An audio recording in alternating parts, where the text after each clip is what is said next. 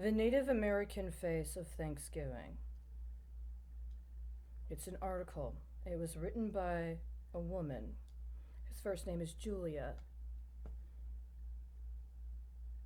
I printed it out, and it is what I brought to my classes on July 2nd of 2015. Because there was a problem with the printer, there was only one copy. My intent was to share it and have it read aloud by the students in English, and then have them give their own perspective on it. See, I had been told when I first started at the school, all of the teachers were responsible for, I'm sorry, it wasn't even Thanksgiving, but that's what you want. That's why you keep wanting me to thank you. Independence Day, the Native American face of Independence Day. So let's go ahead and get to it. July 2nd, 2015, I walked into the classroom with one copy because the printer had a problem. You see, in some traditions, you got the one guy and everybody else. In other traditions, it's more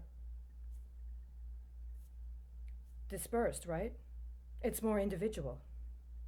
Just like it was on the website for the House Financial Services Committee at the beginning of 2016. Yes, it was, right? The majority had one person to contact, but the minority, you could contact everybody. That was the scheme for that year, for the House Financial Services Committee. I'm sorry, am I jumping around? So let's go back. Third time. On July 2nd, 2015, I went first to the 8th grade class, the 8th grade and ninth grade class. I only had one copy. We all sat in a circle. They passed it around, they read it. But I didn't know at the time that while they were reading it in that circle, that in the 7th grade classroom, the teacher, who was the teacher from that country, was in the process of taking all of the students' bags and going through the bags. They had been kicked out of their own classroom. And there were teachers in there going through their bags and looking at their cell phones while I was in the other class. And so by the time I had to go to that class with the intention of giving them the article to read as well, to comment on, they weren't even in the class. They had been kicked out of their own class so the teachers could sit there and go through their cell phones. It was right before the 4th of July. They had told me when I first started to teach, each of the teachers was going to be responsible for preparing some sort of presentation for a holiday, both Honduran holidays and American holidays. They had given me Thanksgiving. It would have been the last holiday of the year. But I didn't get to Thanksgiving because of what happened on the 4th of July, or rather the 2nd of July. And I was supposed to play along on the 3rd of July. And that was supposed to be the 4th of July. I said, you can't do this. Things happened. What happened, right? Let me ask you a question. How many of the people alleged to be Capitol rioters, how many of them would have fit a 1/16 blood quota connected to having some sort of bloodline that would have otherwise qualified for a tribal role? You don't like me doubling it? Because you want to stick with 1/8? See, I already know what you're looking for in your DNA, right? Even if they don't, right? Even if they don't. See, the thing about it is that you can say somebody has a specific indigenous bloodline and they've qualified going through the tribal roles, and that the specific acknowledged tribal authority has made whatever the specific deals are or treaties are or arrangements with the United States of America. But you know how many people of Native American descent or that identified themselves actively as Native American are also veterans of the United States military? How many of them served in actual wartime conflict, including World War II?